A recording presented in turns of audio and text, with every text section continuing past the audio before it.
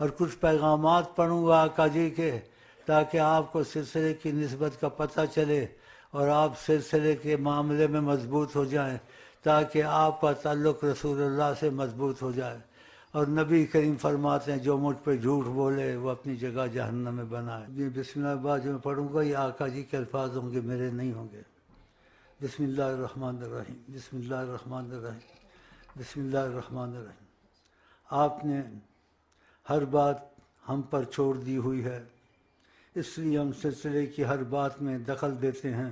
اللہ اچھا کون کر رہا ہے، برا کون کر رہا ہے، ہمیں سب پتہ ہے۔ جو گڑبڑ کرے گا مارا جائے گا، اور جو اچھا کرے گا بے پناہ فائدہ اٹھائے گا۔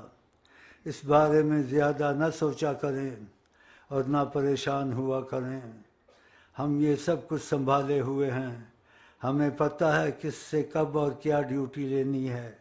انشاءاللہ یہ سلسلہ اور اس کے کام ابھی بڑی بلندی پر جانے ہیں۔